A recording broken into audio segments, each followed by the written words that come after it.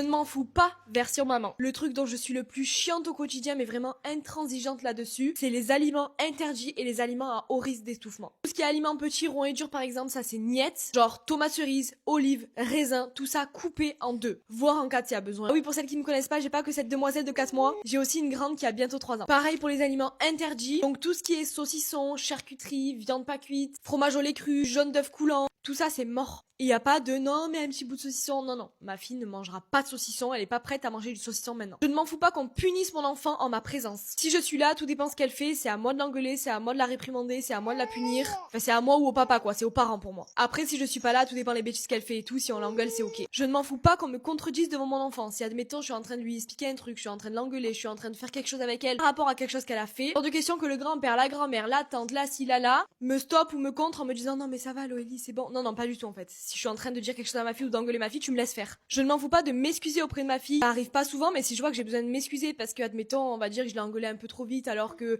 elle était juste fatiguée ou quoi, ou c'est moi qui ai perdu un peu patience, je sais le reconnaître et aller m'excuser auprès d'elle. Je ne m'en fous pas de son sommeil pour faire plaisir. Je ne vais pas réveiller mes filles pour faire plaisir pour que quelqu'un les voit. Et dans l'autre sens aussi, je ne vais pas empêcher mes filles d'aller au dodo si par exemple on est en famille avec les grands-parents, etc. Si ma fille est fatiguée, elle va au dodo ou à la sieste. Je ne m'en fous pas des écrans avant de dormir. Je suis ok pour un petit peu d'écran le matin pendant le biberon, mais je veux pas d'écran avant d'aller au dodo. Pour le moment, en tout cas, on verra si ça peut changer ou pas. Je ne m'en fous pas de la laisser à garder. Je parle pas pour mademoiselle, je parle principalement pour ma grande qui n'a jamais été gardée alors qu'elle va bientôt avoir 3 ans. Je parle pas de garder à des personnes qui c'est leur métier, genre crèche, école et tout, ça j'ai pas de soucis.